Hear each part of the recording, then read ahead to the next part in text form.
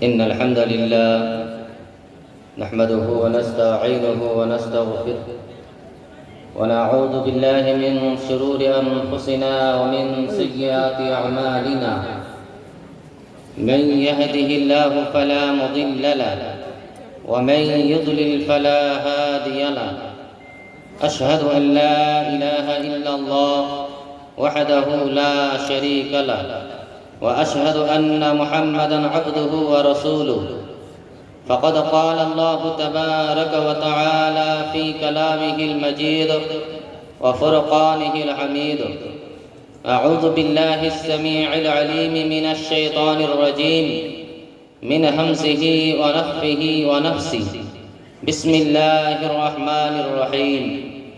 يا أيها الناس اتقوا ربكم الذي خلقكم من نفس واحدة وخلق منها زوجها وبث منهما رجالا كثيرا ونساء واتقوا الله الذي تساءلون به والأرحام إن الله كان عليكم رقيبا.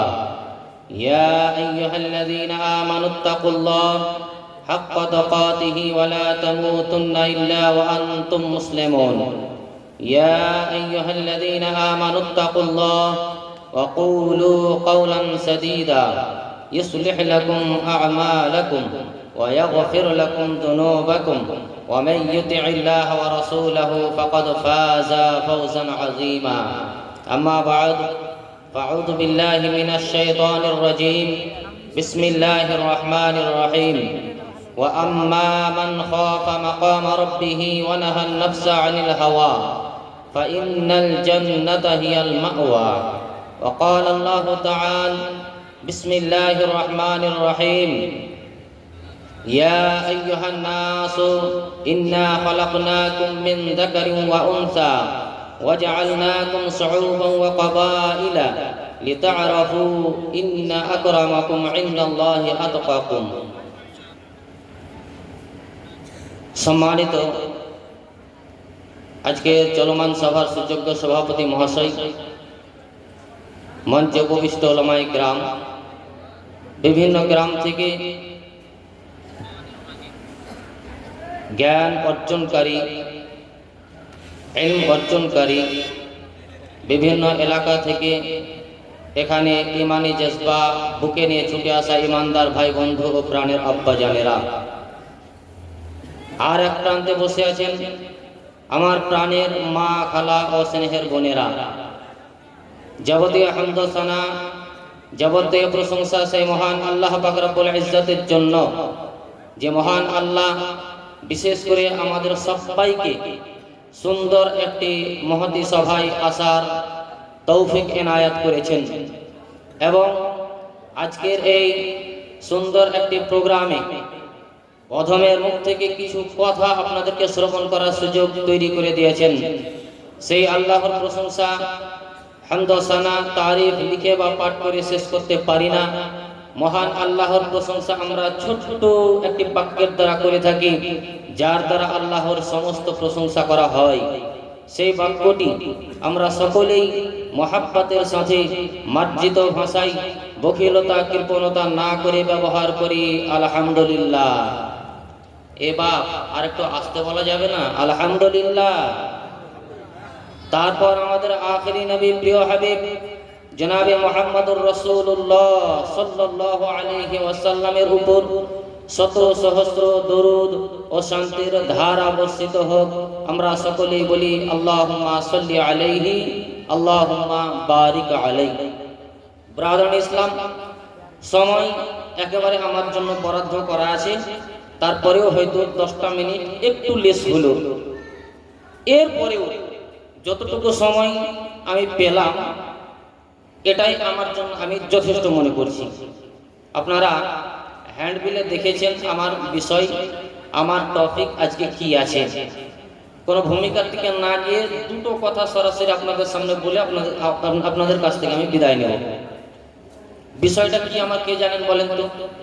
শেখ সাহেব কিন্তু বলেই দিয়েছেন আমার বিষয় আজকে কি আছে। তাকওয়া। আর তাকওয়ার কথা ইতিপূর্বে ফেজি সাহেবের মুখ থেকে শুনলেন। তাকওয়া ছাড়া আপনি পৃথিবীতে চলাচল করে সাকসেস হতে পারবেন না। দুনিয়াতেও আপনি নাকাম, পরকালের জীবনেও আপনি আনসাকসেস। তাহলে তাকওয়া হচ্ছে ইসলামের মূল ভিত। যদি আপনি ভালোভাবে লক্ষ্য করেন, আল্লাহ পাক রব্বুল আলামিনের নবী মুহাম্মদুর রাসূলুল্লাহ সাল্লাল্লাহু আলাইহি ওয়াসাল্লাম তিনি নিজে বলেছেন আত-তাকওয়া হাহুনা। আঙুল দিয়ে ইশারা করে বলেছেন আল্লাহর রাসূল আত-তাকওয়া হাহুনা। তাকওয়া হচ্ছে এখানে, তাকওয়া হৃদয়।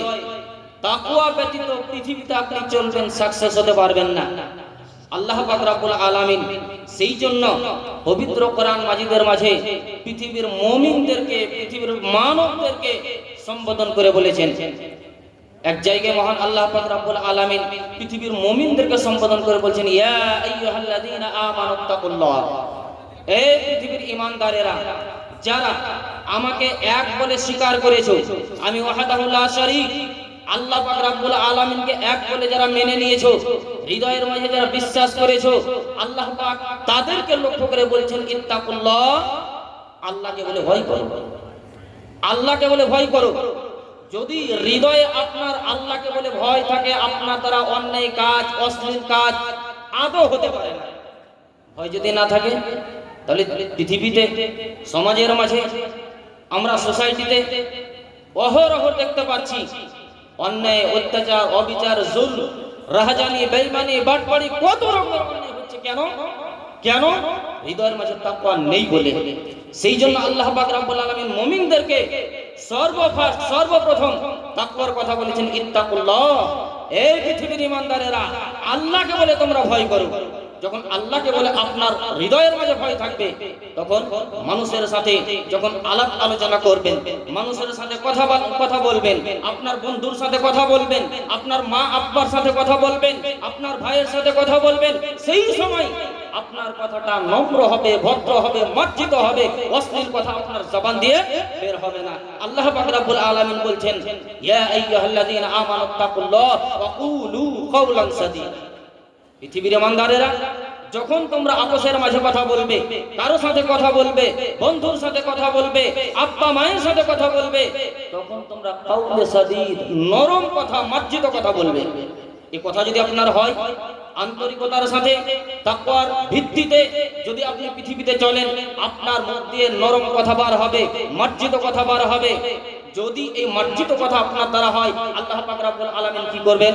আপনার বেনিফিট আছে, লাভ আছে। কি লাভ আছে? মহান আল্লাহ পাক রব্বুল আলামিন বলছেন, ইসলিহ লাকুম আ'মালাকুম। আল্লাহ পাক কি করবেন? তোমাদের আমলকে মহান আল্লাহ পাক রব্বুল আলামিন ইসলাহ করবেন, তোমাদের আমলকে আল্লাহ পাক রব্বুল আলামিন সঠিক করবেন। আর কি? ওয়া ইয়াগফির লাকুম যুনুবাকুম, তোমাদের চলতে অজান্তে, মুমিনদের দ্বারা অজান্তে যাহা কিছু পাপ হবে, অন্যায় হবে, গুনাহর কাজ হবে, মহান আল্লাহ পাক রব্বুল আলামিন কি করবেন? সমস্ত গুনাহগুলোকে maaf করে দেবেন, মোচন করে দেবেন। এটা আপনার বেনিফিট, এটা আপনার জন্য লাভ। আপনার আমলকে আল্লাহ পাক ঠিক করে দেবেন, ইসলাহ করে দেবেন, আর সাথে সাথেই মহান আল্লাহ পাক রব্বুল আলামিন আপনার পাপগুলোকে মোচন করে দেবেন। ওয়া ইয়াগফির লাকুম যুনুবাকুম ওয়া মান ইউতি'িল্লাহ ওয়া রাসূলাহু ফাকাদ ফাযা ফাওজান আযীমা। ব্রাদার ইসলাম, তাকওয়ার ভিত্তিতে পৃথিবীতে যদি আপনি চলাফেরা করেন, আল্লাহ পাক রব্বুল আলামিন আপনার জন্য জান্নাত রেখেছে। জান্নাত আপনার জন্য ওয়াজিব যদি আপনি তাকওয়া অবলম্বন করেন। মহান আল্লাহ পাক রব্বুল আলামিন বলছেন কি? বিসমিল্লাহির রহমানির রহিম, ওয়া আম্মা মান খাফা মাকাম রাব্বিহি ওয়া নাহান নাফসা আনিল হাওয়া ফা ইন্নাল জান্নাতা হিয়াল মাওয়া। মহান আল্লাহ পাক রব্বুল আলামিন বলেন, যারা, যেই সমস্ত বান্দারা, আল্লাহর বান্দারা পৃথিবীর জমিনে যারা বসবাস করছে, ওই সমস্ত বান্দারা মহান আল্লাহ পাক রব্বুল আলামিনকে বলে যখন ভয় করবে, আল্লাহ পাক রব্বুল আলামিন আছেন, মহান আল্লাহ পাক রব্বুল আলামিনের সামনে আমাকে দাঁড় হতে হবে, কিয়ামতের ময়দানে আল্লাহর সামনে আমাকে উপস্থিত হতে হবে। যদি পৃথিবীতে আল্লাহর অবাধ্য হয়ে চলাফেরা করি, ইসলামের শত্রু হয়ে যদি আমি চলাফেরা করি, আল্লাহ পাক রব্বুল আলামিন কিয়ামতের ময়দানে আমাকে শাস্তি দেবেন, জাহান্নাম থেকে আমি বঞ্চিত হয়ে যাব। এই ভয় যাদের হৃদয়ের মাঝে আছে, এই ভয় যাদের অন্তরের মাঝে আছে, এবং ওয়ানাহান নাফসা আনিল হাওয়া, মন তো চাইছে, আমার হৃদয়ে চাইছে, মন আমার চাইছে আমিও একটু এক বোতল নিয়ে নি। আর এটা কি মোল্লা টোলা নাকি পাড়ার নাম? মুন্না না মোল্লা, মোল্লা টোলা, চীনা ভাষা। মোল্লা টোলার মাটিতে একটু আমি মাস্তানি করিনি, মন তো আমার চাইছে, কিন্তু শরীয়ত বাধা দিচ্ছে, শরীয়ত বাধা দিচ্ছে। সেই জন্য আল্লাহ পাক রব্বুল আলামিন বলছেন ওয়ানাহান নাফসা আনিল হাওয়া, মন চাইছে খেয়াল খুশি আমার মন মতো আমি দুনিয়াতে কাজ করি, কিন্তু শরীয়ত বাধা দিচ্ছে, মহান আল্লাহ পাক রব্বুল আলামিন নিষেধ করছে। এই বলে যারা নিজের নফসকে কন্ট্রোল করে রাখবে, নিজের নফসকে আয়ত্তে করে রাখবে, আল্লাহ পাক রব্বুল আলামিন বলছেন ফা ইন্নাল জান্নাতা হিয়াল মাওয়া, তাদের ঠিকানা হবে জান্নাত, তাদের স্থান হবে জান্নাত, তাদের আবাসস্থল হবে জান্নাত। পৃথিবীতে আপনার যদি হৃদয়ের মাঝে তাকওয়া থাকে, দুনিয়াতে শুধুমাত্র একটু একটু করে আপনাদের টাচ দিয়ে যাচ্ছি, যেহেতু ঘড়ির দিকে আমি তাকাবো আর কথাগুলো বলবো, কারণ সময় আমার জন্য একেবারে সংকীর্ণ, আমার জন্য একেবারে সময় সংকীর্ণ। তাতে আপনার 9:15 বাজতেই চললো, মোটামুটি আর 20 থেকে 25টা মিনিট আছে হাতে, আমার সময় 20 থেকে 25 মিনিট আছে। ওই জন্য শুধুমাত্র একটু একটু একটু একটু করে আপনাদের টাচ দিচ্ছি। হাজ্জাজ বিন ইউসুফ লক্ষাধিক মানুষ হত্যা করেছিল, 1 লক্ষের ঊর্ধ্বে মানুষ হত্যা করেছিল। হযরত সাঈদ বিন জুবাইর রাদিয়াল্লাহু তাআলা আনহুকে যখন হত্যা করতে যাবে, সেই সময় হযরত সাঈদ বিন রাদিয়াল্লাহু তাআলা আনহু, সাঈদ বিন জুবাইর রাদিয়াল্লাহু তাআলা আনহু মহান আল্লাহ পাক রব্বুল আলামিনের নিকটে অ্যাপ্লিকেশন জানিয়েছিলেন, মাবুদের নিকটে ফরিয়াদ করেছিলেন, আল্লাহ পাক রব্বুল আলামিনের নিকটে ইলতিজা করেছিলেন। কি ইলতিজা করেছিলেন? তাকওয়ার ভিত্তিতে। অন্তরে আল্লাহ পাক রব্বুল আলামিনের ভয় ছিল, তাকওয়া ছিল, তাকওয়া নিয়ে মহান আল্লাহ পাক রব্বুল আলামিনের নিকটে দোয়া করেছিলেন, আল্লাহ পাক রব্বুল আলামিনের নিকটে প্রার্থনা করেছিলেন, অ্যাপ্লিকেশন জানিয়েছিলেন, দয়াময় আল্লাহ, হাজ্জাজ বিন ইউসুফ এর নির্দোষ মানুষকে, লক্ষাধিক মানুষকে হত্যা করেছে, দয়াময় আল্লাহ তোমার নিকটে আমি রিকোয়েস্ট করি, তোমার নিকটে আমি ফরিয়াদ করি, আমিও তার নিকটে তার হাতে হত্যা হতে যাচ্ছি, আমিও তার তরবারির আঘাতে হত্যা হতে যাচ্ছি। অতএব মাবুদ তোমার নিকটে প্রার্থনা করি, আল্লাহুম্মা লা তুসাল্লিত আলা আহাদি বাদি, দয়াময় আল্লাহ আমার পরে আর কোন বান্দা, আমার পরে পৃথিবীতে আর কোন মানুষ যেন হত্যা না হয়, হাজ্জাজ বিন ইউসুফের হাতে যেন আর কোন মানুষ হত্যা না হয়। মহান আল্লাহ পাক রব্বুল আলামিন সাঈদ বিন জুবাইরের তাকওয়ার ভিত্তিতে আল্লাহ পাক রব্বুল আলামিনের নিকটে প্রার্থনা করেছিলেন, মুনাজাত করেছিলেন, সঙ্গে সঙ্গে আল্লাহ পাক রব্বুল আলামিন তার মুনাজাতকে কবুল করেছিলেন। আল্লাহ পাক রব্বুল আলামিন তার অ্যাপ্লিকেশন কবুল করেছিলেন। অ্যাপ্লিকেশন কবুল করে হাজ্জাজ বিন ইউসুফের ইতিহাস আপনি একটু খুলে দেখবেন, মর্মান্তিক ঘটনা, মর্মান্তিক ভাবে তার মৃত্যু হয়েছিল, মর্মান্তিক ভাবে তার মওত হয়েছিল। কেমন মওত হয়েছিল? হাজ্জাজ বিন ইউসুফের যে মর্মান্তিক মৃত্যু হয়েছিল, সাঈদ বিন জুবাইর রাদিয়াল্লাহু তাআলা আনহুর দোয়া মহান আল্লাহ পাক রব্বুল আলামিন কবুল করে নিয়েছিলেন। এমন অসুখ হয়েছিল, শরীরে ক্যান্সারের মতো অসুখ হয়েছিল, আর যখন ক্ষুধা লাগতো খাবার পেটে যেত না, সেই সময় ওই হাজ্জাজ বিন ইউসুফ পেটকে চুলকাতো, এমনি ভাবে চুলকাতো, শেষ পর্যন্ত মৃত্যু হয়েছিল। সাঈদ বিন জুবাইর রাদিয়াল্লাহু তাআলা আনহুর পরে হাজ্জাজ বিন ইউসুফের হাতে আর কোন আল্লাহর বান্দা খতম হয়নি। যদি তাকওয়ার ভিত্তিতে পৃথিবীতে চলাফেরা করেন, নিশ্চিত রূপে আল্লাহ পাক রব্বুল আলামিন আপনার দোয়া কবুল করবেন, নিশ্চিত রূপে আল্লাহ পাক রব্বুল আলামিন আপনার ইহকাল পরকাল মঙ্গলময় করবেন, এতে কোনো সন্দেহের অবকাশ নেই। হযরত উমর রাদিয়াল্লাহু তাআলা আনহুর শাসন আমলে ইতিহাস প্রমাণ করে, শুনে আছেন, শুধুমাত্র আপনাদের আমি স্মরণ করিয়ে দিচ্ছি। হযরত উমর রাদিয়াল্লাহু তাআলা আনহু কেমন নেতা ছিলেন?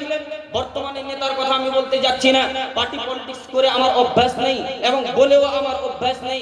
হযরত উমর রাদিয়াল্লাহু তাআলা আনহুর শাসন আমলে তিনি কি করতেন? গলিতে গলিতে গস্ত করতেন, গলিতে গলিতে পাহারা দিতেন, কার বাড়িতে কি হচ্ছে, কে কোন অসুবিধায় পড়ে আছে, কে কোন বিপদে পড়ে আছে, হযরত উমর রাদিয়াল্লাহু তাআলা আনহু গস্ত করতেন, গলিতে গলিতে চক্কর লাগাতেন। হযরত উমর রাদিয়াল্লাহু তাআলা আনহু এক জায়গায়, এমন জায়গায় পৌঁছে গেছেন, কানে আওয়াজ ভেসে আসছে, মা যেন বলছে বেটিকে, মা যেন বলছে মেয়েকে, এ মা তুমি এই দুধে পানি মিশ্রিত করে দাও, দুধে পানি মিশিয়ে দাও। বেটি যেন মাকে উত্তর দিচ্ছেন, মা দুধে পানি মেশানো যাবে না। হযরত উমর রাদিয়াল্লাহু তাআলা আনহু একজন তাকি মানুষ, হযরত উমর রাদিয়াল্লাহু তাআলা আনহু একজন সত্যবাদী মানুষ, হযরত উমর রাদিয়াল্লাহু তাআলা আনহু একজন মেজাজি মানুষ। যদি আমি অন্যায় করি, যদি দুধে পানি মিশ্রিত করে দিই, তাহলে হযরত উমর রাদিয়াল্লাহু তাআলা আনহুর কানে যদি এই খবর পৌঁছে যায়, হযরত উমর রাদিয়াল্লাহু তাআলা আনহুর কানে যদি এই বার্তা পৌঁছে যায়, তাহলে উমর রাদিয়াল্লাহু তাআলা আনহু শাস্তি দিতে ছেড়ে দেবেন না। এত টাকি মানুষ, এত কঠোর মানুষ, এত হকপন্থী মানুষ। মা যেন মেয়েকে বলছেন, এ বেটি, এত রাতে উমর রাদিয়াল্লাহু তাআলা আনহু আসবে কোথা থেকে? উমর রাদিয়াল্লাহু তাআলা আনহু শুনতে পাবে কিভাবে? সেই সময় বেটি উত্তর দিচ্ছেন মাকে। কি উত্তর দিচ্ছেন? এ মা, মা জননী, যদিও হযরত উমর রাদিয়াল্লাহু তাআলা আনহু এই জায়গা পর্যন্ত পৌঁছাতে পারবেন না, এত গভীর রজনীতে হযরত উমর ফারুক রাদিয়াল্লাহু তাআলা আনহু যদিও আমাদের এই কাজগুলো দেখতে পাবেন না, কিন্তু মহান আল্লাহ পাক রব্বুল আলামিন আরশে আজিমের উপরে বসে আছেন। মহান আল্লাহ পাক রব্বুল আলামিন আমাদের দৃশ্য দেখবেন। যদি আমি পানি মিশিয়ে দিই, দুধে পানি মিক্স করে দিই, দুধে পানি মিশ্রিত করে দিই, মহান আল্লাহ পাক রব্বুল আলামিন দেখছেন। আল্লাহ পাক রব্বুল আলামিন শাস্তি দিতে ছেড়ে দেবেন না। এই ছিল তাকওয়া, এই ছিল তাকওয়া। তাকওয়ার ভিত্তিতে ওনারা চলাফেরা করেছেন, তাকওয়ার ভিত্তিতে চলাফেরা করেছেন। মহানবী সাল্লাল্লাহু আলাইহি ওয়াসাল্লামের ইতিহাস খুলে দেখেন। আল্লাহর রাসূল জনাবে মুহাম্মদুর রাসূলুল্লাহ সাল্লাল্লাহু আলাইহি ওয়াসাল্লাম যখন হযরত মুআজ রাদিয়াল্লাহু তাআলা আনহুকে ইয়ামান পাঠাচ্ছেন, হযরত মুহাম্মদুর রাসূলুল্লাহ সাল্লাল্লাহু আলাইহি ওয়াসাল্লাম হাঁটছেন, মুআজ রাদিয়াল্লাহু তাআলা আনহু সওয়ারির উপরে বসে আছেন, হেঁটে যাচ্ছেন আর ওসিয়ত করছেন, হেঁটে যাচ্ছেন। আল্লাহর রাসূল উপদেশ দিচ্ছেন, উপদেশ দিতে দিতে দিতে দিতে মহানবী সাল্লাল্লাহু আলাইহি ওয়াসাল্লামের শেষ উপদেশ ছিল মুআজ রাদিয়াল্লাহু তাআলা আনহু। কি শেষ উপদেশ? আল্লাহর রাসূল মুআজ রাদিয়াল্লাহু তাআলা আনহুকে বলছেন, মুআজ বাবা, তুমি তো যাচ্ছ ইয়ামান, তোমাকে আমি পাঠাচ্ছি ইয়ামান, কিন্তু শুনে রাখো, তুমি ইয়ামান থেকে যখন ফিরে আসবে আর আমাকে তুমি দেখতে পাবে না, আমার সাথে তোমার আর দর্শন হবে না, আমার সাথে তোমার আর সাক্ষাৎ হবে না। হযরত মুআজ রাদিয়াল্লাহু তাআলা আনহুকে একথাও মহানবী সাল্লাল্লাহু আলাইহি ওয়াসাল্লাম বলছেন যে, এ মুআজ, শুনে রাখো, তুমি যখন ফিরে আসবে আমার কবরের পাশ দিয়েই তুমি যাবে, আমার কবর দর্শন করেই তুমি যাবে। মুআজ রাদিয়াল্লাহু তাআলা আনহু থাকতে পারলেন না, হাউমাউ করে কেঁদে ফেললেন। হযরত মুআজ রাদিয়াল্লাহু তাআলা আনহুর কান্না দেখে মহানবী সাল্লাল্লাহু আলাইহি ওয়াসাল্লাম বলছেন, এ মুআজ, শুনে রাখো, এটাও তোমার জন্য সুসংবাদ, এটাও তোমার জন্য খুশখবরি। মুআজ, শুনে রাখো, তুমি যদি আল্লাহ পাক রব্বুল আলামিনকে ভয় করো আর যদি তুমি তাকওয়া অবলম্বন করো, তাকওয়ার ভিত্তিতে পৃথিবীতে যদি চলাফেরা করো, মুআজ, শুনে রাখো, আমার সঙ্গে তুমি সাক্ষাৎ করবে, আমার সঙ্গে তুমি মিলিত হবে জান্নাতের মাঝে, আমার নিকটে তুমি অত্যন্ত প্রিয় পাত্র হবে, আমার নিকটে তুমি অত্যন্ত পছন্দনীয় হবে। অতএব মুআজ, তুমি যাবে, মুআজ ইয়ামানের দিকে যাবে, ইয়ামান থেকে ফিরে আসবে আর আমার সঙ্গে তোমার সাক্ষাৎ হবে না। তবে তুমি যে তাকওয়া অবলম্বন করে থাকবে, নিশ্চিত রূপে আমার ভালোবাসা তুমি পাবে, আমার মহব্বত তুমি পাবে, তোমার আমার ভালোবাসা নিশ্চিত রূপে বরকরার থাকবে। হযরত মুআজ রাদিয়াল্লাহু তাআলা আনহুকে মহানবী সাল্লাল্লাহু আলাইহি ওয়াসাল্লাম শেষ উপদেশ দিয়েছিলেন। জি, তাকওয়ার ভিত্তিতে যদি আমরা চলাফেরা করি, নিশ্চিত রূপে আল্লাহ পাক রব্বুল আলামিন আমাদেরকে জান্নাত দেবেন, জান্নাত দেবেন। জান্নাত আপনার আমার জন্য ওয়াজিব হয়ে যাবে, ওয়াজিব হয়ে যাবে। মহানবী সাল্লাল্লাহু আলাইহি ওয়াসাল্লাম হাদিসের মাঝে বলেছেন, আল্লাহর রাসূল হাদিসের মাঝে বলেছেন, 5টি উপদেশমালা দিয়েছেন, 5টি নীতির কথা পৃথিবীর উম্মতদেরকে, দুনিয়ার মানুষদেরকে, আল্লাহর বান্দাদেরকে জানিয়ে দিয়েছেন। হযরত আবু উমামা আল বাহিলি রাদিয়াল্লাহু তাআলা আনহু তিনি হাদিসটি বর্ণনা করেছেন। মহানবী সাল্লাল্লাহু আলাইহি ওয়াসাল্লাম হাদিসের মাঝে বলেছেন, সামিআতু রাসূলুল্লাহ সাল্লাল্লাহু আলাইহি ওয়াসাল্লাম ইয়াখতুবু ফি হাজ্জাতিল ওয়াদা'i। মহানবী সাল্লাল্লাহু আলাইহি ওয়াসাল্লাম শেষ হজের শেষ বিদায়ী ভাষণ মহানবী সাল্লাল্লাহু আলাইহি ওয়াসাল্লাম দিয়েছিলেন। সেই বিদায়ী ভাষণে 5টি খুব গুরুত্বপূর্ণ কথা বলেছেন। 5টি কি কি 5টি গুরুত্বপূর্ণ কথা শুনবেন আপনারা? হ্যাঁ না দিয়ে একবার উত্তর দেন তো। জি জি, শুনবেন না? মহানবী সাল্লাল্লাহু আলাইহি ওয়াসাল্লাম 5টি উপদেশ দিয়েছেন। হযরত আবু উমামা বাহিলি তিনি বর্ণনা করছেন যে আমি মহানবী সাল্লাল্লাহু আলাইহি ওয়াসাল্লামকে খুতবা দিতে শুনেছি। বিদায়ী হজে তিনি খুতবা দিয়েছেন। সেই খুতবাতে সর্বপ্রথম আল্লাহর রাসূলের কথা ছিল কি? ইত্তাকুল্লাহ রাব্বাকুম। এ আল্লাহর বান্দারা, এ আল্লাহর বান্দারা, তোমরা রবের প্রতি ভয় করো, অন্তরে তোমরা ভয় রাখো, তোমরা পরহেজগারিতা অবলম্বন করো, আল্লাহ পাক রব্বুল আলামিনকে বলে তোমরা ভয় করো। যখনই আপনার হৃদয়ের মাঝে ভয় আসবে, যখন আপনার হৃদয়ের মাঝে তাকওয়া আসবে, তখন নেক্সটে যতগুলো কাজ আপনি করবেন আপনার দ্বারাতে সেই কাজগুলো আসান হয়ে যাবে এবং সেই কাজগুলো তাকওয়ার ভিত্তিতে করবেন। অন্যায় পথে, অন্যায় কাজে আপনি বাড়বেন না, অন্যায় কাজ আপনাকে বাড়তে দেবে না। এই তাকওয়া, এত তাকওয়ার আপনার গুরুত্ব। মহানবী সাল্লাল্লাহু আলাইহি ওয়াসাল্লাম এক নম্বরে কি বললেন? ইত্তাকুল্লাহা রাব্বাকুম, ইত্তাকুল্লাহা রাব্বাকুম। এ আল্লাহর বান্দারা, তোমরা আল্লাহ পাক রব্বুল আলামিনকে বলে ভয় করো। তারপর মহানবী সাল্লাল্লাহু আলাইহি ওয়াসাল্লাম দ্বিতীয় নম্বরে বলেন ওয়াসাল্লু খামসাকুম। আর কি করো? 5 ওয়াক্তের সালাত আদায় করো, 5 ওয়াক্তের সালাত আদায় করো। তাকওয়া যদি হৃদয়ের মাঝে না থাকে, কথাটা জেনে রাখেন, সালাত আদায় আপনার আমার দ্বারা সম্ভব নয়, সম্ভব নয়। বলেন, এই মোল্লা টোলাতে 500 মানুষের বসবাস, 500 মানুষের বসবাস। এই 500 মানুষের মাঝে এশা নামাজে কতজন মানুষকে দেখেছেন এই মসজিদে? মাগরিবের নামাজে কতজন মানুষকে দেখেছেন এই মসজিদে? কত পার্সেন্ট মানুষ আপনি দেখেছেন? যদি গিনে চুনে দেখেন, অ্যাকুরেট ভাবে আপনি যদি হিসাব করেন, তাহলে শতকরা 10% মানুষ হচ্ছে নামাজি। তাহলে 90% মানুষ গেল কোথায়? জি, 90% মানুষ গেল কোথায়? তাকওয়া নেই। যার ফলে আমি যদি নামাজ না পড়ি, হাইয়া আলাস সালাহ, হাইয়া আলাল ফালাহ, মহান আল্লাহ পাক রব্বুল আলামিনের ঘর থেকে মসজিদের ইমাম মুয়াজ্জিন সাহেব আযান দিচ্ছেন। হে পৃথিবীর লোকেরা, ওরে আল্লাহর বান্দারা, রে মোল্লাটোলার লোকেরা, রে চিনা বাজারের লোকেরা, দুনিয়ার কাজ কাম সব কিছুকে ত্যাগ করে দাও, বাড়ির আরামের বিছানাকে ত্যাগ করে দিয়ে মসজিদে তোমরা এসে উপস্থিত হও। এভাবে দৈনন্দিন 5 ওয়াক্ত আযান দেয়। ঘুম থেকে নামাজ উত্তম, এসো তোমরা নামাজের জন্য, এসো তোমরা কল্যাণের জন্য। যখন এমনি ভাবে 5 ওয়াক্তের আযান দেওয়া হয়, কিন্তু মসজিদে কতজন, কত পার্সেন্ট মানুষ হাজির হয়? কত পার্সেন্ট মানুষ হাজির হয়? আল্লাহ পাক রব্বুল আলামিনের নবী মুহাম্মদুর রাসূলুল্লাহ সাল্লাল্লাহু আলাইহি ওয়াসাল্লাম বলেন ওয়াসাল্লু খামসাকুম, তোমরা 5 ওয়াক্ত সালাত আদায় করবে। ওয়াসুমু শাহরাকুম।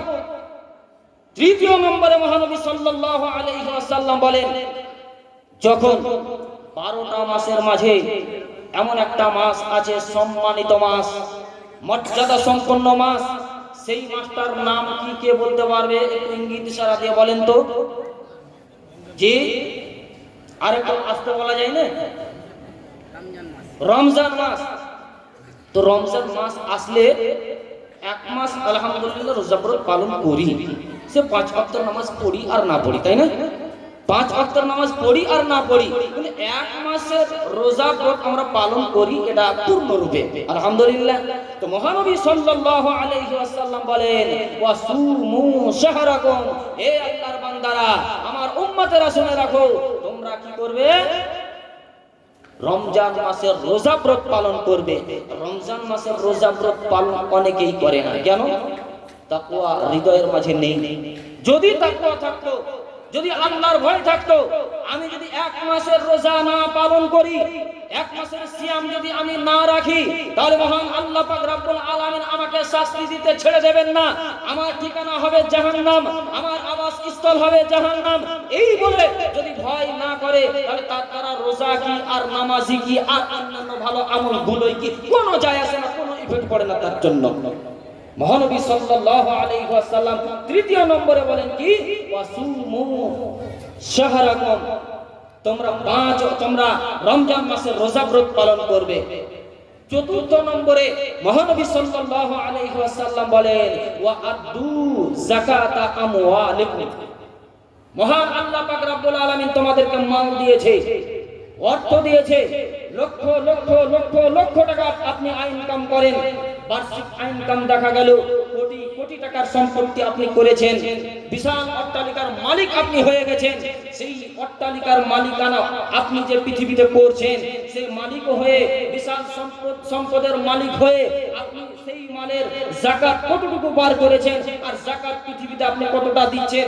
যদি এই মোল্লা টালার মাটিতে আল্লাহ পাক যাদেরকে সম্ভ্রান্ত ব্যক্তি বানিয়ে দিয়েছে, আল্লাহ পাক রব্বুল আলামিন যাদের জীবনটাকে খুশহাল বানিয়ে দিয়েছে, ওই সমস্ত লোকেরা পঙ্খানুরূপে যদি যাকাত বার করে, পঙ্খানুরূপে যাকাত বার করে, যার যেটা প্রাপ্য, গরিবের যেটা প্রাপ্য, মিসকিনের যেটা প্রাপ্য, যার যেটা অধিকার, যাকাত খানে ওয়ালা অধিকারের যদি তাদের নিকটে পৌঁছে দিত, এই মোল্লা টোলার মাটিতে অভাব থাকতো না। তা আমরা যাকাত বার করি?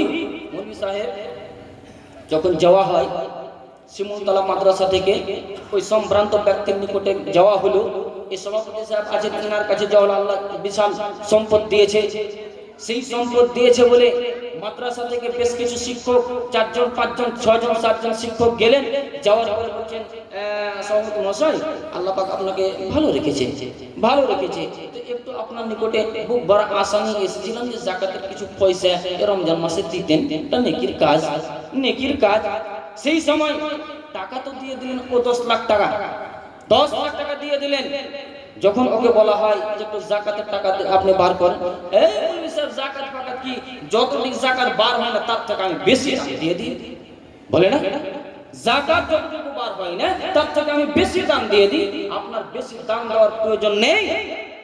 পঙ্খানুরূপে হিসাব করে আপনাকে বার্ষিক হিসাব করার পরে যাকাত বার করতে হবে। মহানবী সাল্লাল্লাহু আলাইহি ওয়াসাল্লাম 4 নম্বরে কি বলেন? ওয়া আদু যাকাত আমওয়ালিকুম, তোমরা তোমাদের মাল থেকে যাকাত বার করবে, যাকাত প্রদান করবে। 5 নম্বরে মহানবী সাল্লাল্লাহু আলাইহি ওয়াসাল্লাম বলেন ওয়া আতিউ যা আমরিকুম, তোমরা যেই নেতাকে নির্বাচন করেছো, এই মোল্লা টোলার সমাজে জামাতের লোক একজন ব্যক্তিকে নির্ধারণ করে দিয়েছেন, সেই ব্যক্তি কালো হোক, কুৎসিত হোক, সেই ব্যক্তি পাগল হোক, লুলা হোক, সেই ব্যক্তি আপনার যেই অবস্থায় থাক না কেন, গ্রামের লোক চয়ন করে নিয়েছেন, গ্রামের লোক নির্বাচন করে নিয়েছেন নেতা বলে, গ্রামের লোক নির্বাচন করে নিয়েছেন সর্দার বলে, গ্রামের মানুষ, যে সমাজের মানুষ নির্বাচন করে নিয়েছেন তাকে মোড়ল বলে, আপনাকে মেনে নিতে হবে।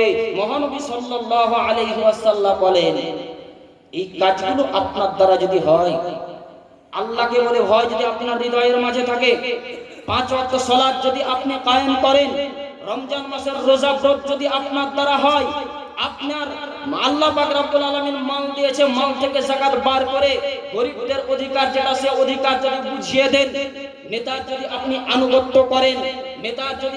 আনুগত্য করেন, নিশ্চিত রূপে মহানবী সাল্লাল্লাহু আলাইহি ওয়াসাল্লাম বলেন তাদখুলু জান্নাতা রাব্বিকুম, তোমাদের রব, তোমাদের আল্লাহ, মহান মাবুদ আল্লাহ পাক রব্বুল আলামিন তোমাদেরকে ওই জান্নাতের মাঝে স্থান দেবেন। তো জান্নাত আমরা কি নেব না?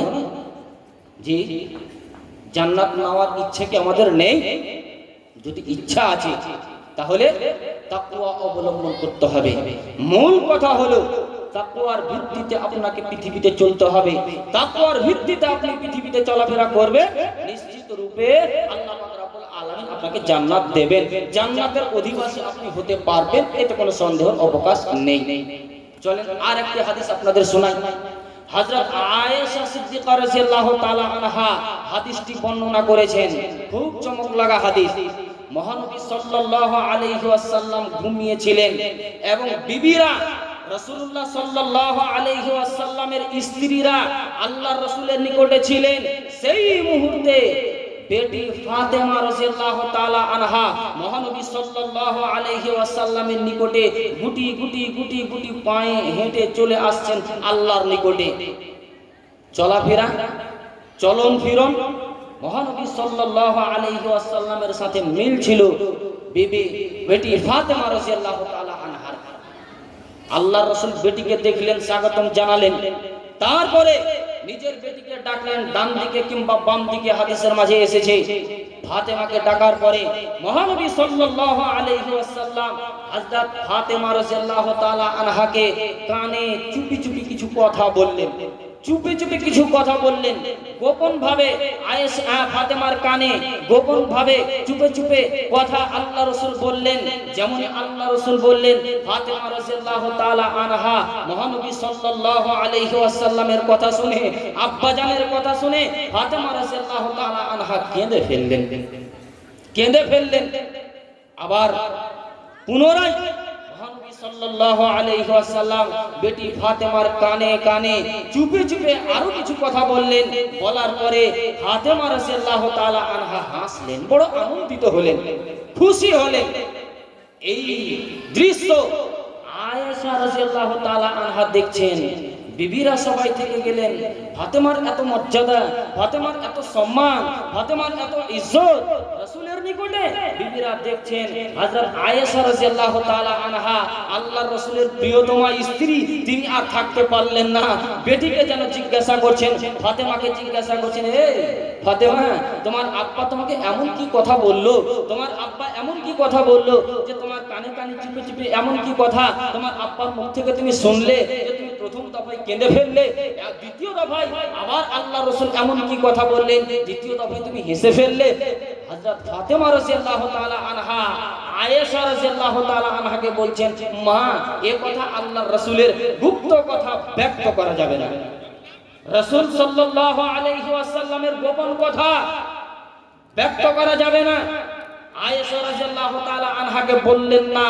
বেটি ফাতেমা রাদিয়াল্লাহু তাআলা আনহা মহানবী সাল্লাল্লাহু আলাইহি ওয়াসাল্লাম যখন বিদায় গ্রহণ করলেন, দুনিয়া থেকে বিদায় গ্রহণ করলেন, দুনিয়া থেকে রুখসাত করলেন, মহানবী সাল্লাল্লাহু আলাইহি ওয়াসাল্লামের বিদায় গ্রহণের পর আয়েশা রাদিয়াল্লাহু তাআলা আনহার ঘুম কিন্তু হারাম হয়ে গেছে, খটকা লেগেই আছে।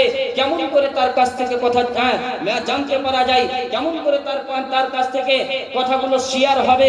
আয়েশা রাদিয়াল্লাহু তাআলা আনহা ফাতেমা রাদিয়াল্লাহু তাআলা আনহাকে আবার যেন জিজ্ঞাসা করতে আরম্ভ করলেন, এ বেটি রে, বলো ওই সেই সময় মহানবী সাল্লাল্লাহু আলাইহি ওয়াসাল্লাম কানে কানে চুপে চুপে তোমাকে এমন কি কথা বলেছিলেন যে তুমি প্রথম দফায় হেসে কেঁদেছিলে, দ্বিতীয় দফায় তুমি হেসেছিলে। হযরত ফাতেমা রাদিয়াল্লাহু তাআলা আনহা আয়েশা রাদিয়াল্লাহু তাআলা আনহাকে বলছেন, মা, এবারে রাসূলুল্লাহ সাল্লাল্লাহু আলাইহি ওয়াসাল্লামের কথা বলতে ব্যক্ত করতে আর অসুবিধা নেই। মহানবী সাল্লাল্লাহু আলাইহি ওয়াসাল্লাম দুনিয়া থেকে বিদায় গ্রহণ করেছেন। তবে শুনেন, হযরত আয়েশা রাদিয়াল্লাহু তাআলা আনহাকে বেটি ফাতেমা রাদিয়াল্লাহু তাআলা আনহা যেন বলছেন, মা, মহানবী সাল্লাল্লাহু আলাইহি ওয়াসাল্লাম অর্থাৎ আমার আব্বা জান আমাকে কানে কানে চুপে চুপে এমন কিছু কথা বলেছিলেন, যে কথা হলো এই যে আল্লাহ রাসূল আমাকে বললেন, বেটি রে, আমার নিকটে বছরে একবার যখনই ওহী অবতীর্ণ হয়, একবার ওহী অবতীর্ণ হয়, বেটি এবার কিন্তু পরস্পর ধারাবাহিকভাবে আমার নিকটে দুইবার ওহী অবতীর্ণ হয়েছে, দুইবার ওহী অবতীর্ণ হয়েছে। এতে আমি আশঙ্কা করছি, এতে আমি অনুভব করছি, এতে আমি অনুধাবন করছি, আর আমার পৃথিবীতে বেঁচে থাকার অধিকার নেই। পৃথিবী ছেড়ে আমাকে ত্যাগ চলে যেতে হবে, দুনিয়া ছেড়ে আমাকে চলে যেতে হবে, এটা আমার আশঙ্কা হচ্ছে, এটা আমি জি লক্ষ্য করছি। অতএব বেটি, তুমি ধৈর্য অবলম্বন করো, তাকওয়া অবলম্বন করো। মহানবী সাল্লাল্লাহু আলাইহি ওয়াসাল্লাম বেটিকে সান্ত্বনা দিচ্ছেন, তাকওয়া অবলম্বন করো বেটি, ধৈর্য ধারণ করো বেটি। যখনই আমার মৃত্যুর কথা, রাসূলুল্লাহ সাল্লাল্লাহু আলাইহি ওয়াসাল্লামের মৃত্যুর কথা আমাকে বলা হলো, বেটি ফাতেমা বলছেন যে আমি থাকতে পারলাম না, হাউ হাউ করে কান্না করতে আরম্ভ করলাম। তারপরে আমার আব্বা মহানবী সাল্লাল্লাহু আলাইহি ওয়াসাল্লাম দ্বিতীয় দফায় যখন বললেন, বেটি রে, তুমি কি আনন্দিত হবে না, তুমি কি খুশি হবে না বেটি? মহান আল্লাহ পাক রব্বুল আলামিন তোমার মতো নারী, তোমাকে মহান আল্লাহ পাক রব্বুল আলামিন চয়ন করে নিয়েছেন, আল্লাহ পাক রব্বুল আলামিন তোমাকে পছন্দ করে নিয়েছেন। তুমি এত বড় সম্মানিত নারী, তুমি এত বড় মর্যাদাবান নারী, আল্লাহ পাক রব্বুল আলামিন তোমাকে এত ইজ্জত দিয়েছে, এত সম্মান দিয়েছে। সেই দিন কিয়ামতের ময়দানে মানুষের জীবনের ফয়সালা হবে, জান্নাত জাহান্নামের ফয়সালা হয়ে যাবে। যাদের নেকির পাল্লা ওজনি হবে জান্নাতি, যাদের নেকির পাল্লা হালকা হবে তারা জাহান্নামী। এক কথায় জান্নাতের ফয়সালা হয়ে যাবে। মহিলা, মেয়েরা, নারী যারা তারাও যারা জান্নাতে যাবে। এ বেটি ফাতেমা, শোনো, তোমার জন্য সুসংবাদ হচ্ছে, আমার বিবিরা থেকে গেল, আয়েশা থেকে গেল, খাদিজা থেকে গেল, আর বিবিরা থেকে গেল, তারা সেই জান্নাতের মালিকানা করতে পাবে না, জান্নাতের উত্তরাধিকারী হতে পাবে না। তুমি একমাত্র নারী, তুমি একমাত্র সম্মানিতা মেয়ে, তুমি সেই দিন জান্নাতের নারীদের সর্দারিনী হবে। বেটি, এতে তুমি আনন্দিত হবে না? মহানবী সাল্লাল্লাহু আলাইহি ওয়াসাল্লাম বেটি ফাতেমা রাদিয়াল্লাহু তাআলা আনহাকে এই কথা বলেছিলেন। বলার উদ্দেশ্য হলো মহানবী সাল্লাল্লাহু আলাইহি ওয়াসাল্লাম উপদেশ দিয়েছিলেন, বেটি তুমি তাকওয়া অবলম্বন করো, তাকওয়ার ভিত্তিতে পৃথিবীতে চলাফেরা করো, নিশ্চিত রূপে মহান আল্লাহ পাক রব্বুল আলামিন তোমার জন্য সম্মানে রেখেছেন, তোমার জন্য সম্মানে রেখেছেন, তোমার জন্য সম্মানে রেখেছেন আল্লাহ পাক রব্বুল আলামিন। সেই জন্য পৃথিবীর মানব জাতিদেরকে এখানে কাউকে নির্বাচন করে নেননি, কাউকে চয়ন করে নেননি যে এ পৃথিবীর মুমিনেরা, এ আল্লাহওয়ালারা, এভাবে আল্লাহ পাক রব্বুল আলামিন বলেননি। পৃথিবীতে জৈন, খ্রিস্টান, মুসলিম যত রকমের ধর্মের লোক আছে, প্রত্যেক ধর্মের লোককে আল্লাহ পাক রব্বুল আলামিন সম্বোধন করে বলেন কি, ইয়া আইয়ুহান নাসু ইন্না খালাকনাকুম মিন যাকারিন ওয়া উনসা। এ পৃথিবীর লোকেরা, রে আল্লাহর বান্দারা, শোনো, আমি তোমাদেরকে এক পুরুষ এবং নারী থেকে সৃষ্টি করেছি, একটি পুরুষ এবং একটি নারী থেকে তোমাদেরকে সৃষ্টি করেছি। ইয়া আইয়ুহান নাসু ইন্না খালাকনাকুম মিন যাকারিন ওয়া উনসা ওয়া জাআলনাকুম শুউবান ওয়া ক্বাবাইলা। পৃথিবীর মানুষেরা শুনে রাখো, আমি তোমাদেরকে বিভিন্ন গোত্র, বিভিন্ন দলে আমি বিভক্ত করে দিয়েছি। কেন?